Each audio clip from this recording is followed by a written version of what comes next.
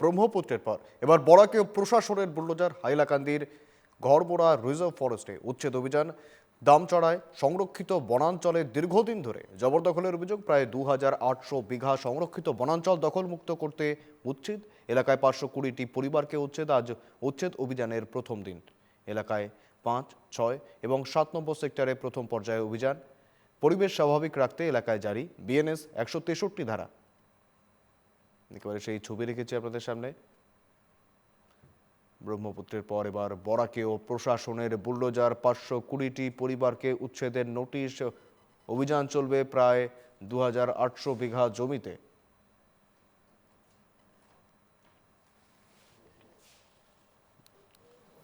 সঙ্গে রয়েছেন প্রতিনিধি অমিতাভ শর্মা, জানবো আরো বিস্তারিত। অমিতাভ, বর্তমানে ঠিক কি পরিস্থিতি রয়েছে এবং পাশাপাশি যে 520টি পরিবারকে উচ্ছেদের নোটিশ দেওয়া হয়েছে তাদের পুনর্বাসনের কি কোনো ব্যবস্থা করা হয়েছে? কি রয়েছে বিস্তারিত আপডেট?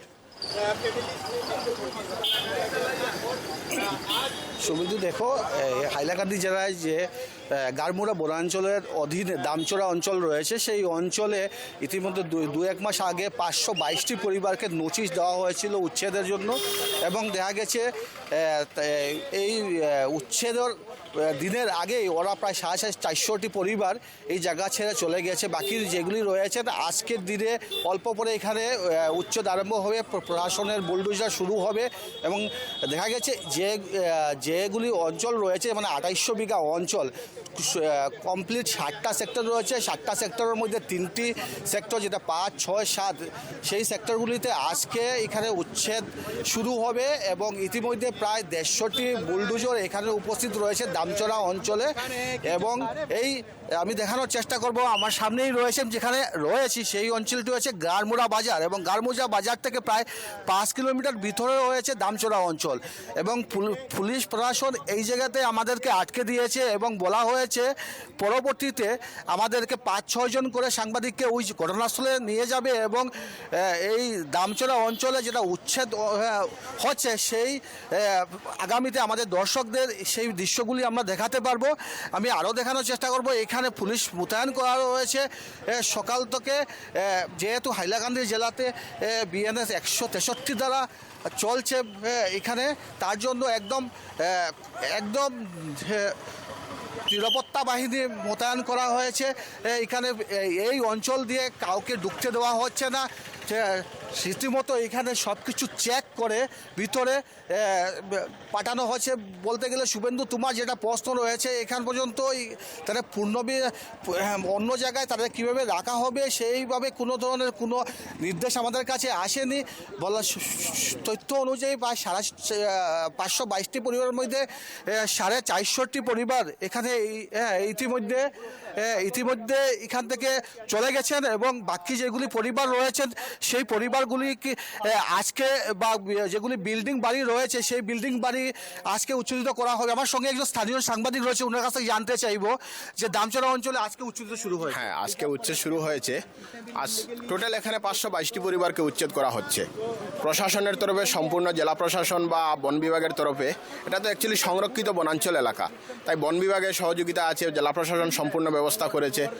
যে জায়গাগুলিতে আপনার উচ্ছেদ হচ্ছে সেখানে টোটাল 6টি গ্রাম রয়েছে। গ্রামগুলি হলো আপনার দক্ষিণ হাইলাকান্দির মণিপুরি সিট, কুকিনালা, কুকিটিলা, দামছড়া মুখ, পূর্ব দামছড়া, মধ্য দামছড়া। আমরা নিশ্চিত করে বলতে পারি আজকে এবং কালকের ইভিকশনের পর হাইলাকান্দি জেলার মানচিত্র থেকে এই যে 6টি গ্রাম আছে, সব 6টি গ্রাম হাইলাকান্দি জেলার মানচিত্র থেকে মুছে যাবে, এটা একদম নিশ্চিত। প্রশাসন সম্পূর্ণ ধরনের ব্যবস্থা করে রেখেছে। গতকালকে পরশু থেকে এখানে মেডিকেল টিম পাঠানো হয়েছে, ভিতরে অ্যাম্বুলেন্স রাখা হয়েছে, অগ্নি নির্বাপক বাহিনী রাখা হয়েছে। আমরা যতটুকু আশা করছি আবহাওয়া ভালো আছে, তো আগামী 2 দিনের মধ্যে সম্পূর্ণ উচ্ছেদ পূর্ণ হয়ে যাবে।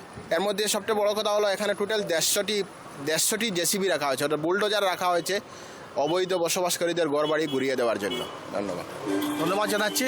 দেখা গেছে এখানে ইতিমধ্যে প্রশাসন সম্পূর্ণ সব প্রক্রিয়া সম্পন্ন করেছে এবং যে কোনো ধরনের ঘটনা না ঘটে তার জন্য উপযুক্ত পদক্ষেপ নেওয়া হয়েছে। শুভেন্দু, একেবারেই অমিতাভ, তার পাশাপাশি যেটা জানতে চাইবো, স্থানীয়রা ঠিক কি বলছেন? স্থানীয়রা তো তাদের তো না এখনো পর্যন্ত পুনর্বাসনের ব্যবস্থা করা হয়েছে এবং বহু সংখ্যক স্থানীয় তারা ইতিমধ্যেই জায়গা খালি করে দিয়েছেন। যারা এখনো পর্যন্ত আঁকড়ে রয়েছেন জায়গা, তারা কি বলছেন? স্থানীয়দের মধ্যে থেকে কি জানা যাচ্ছে অমিতাভ?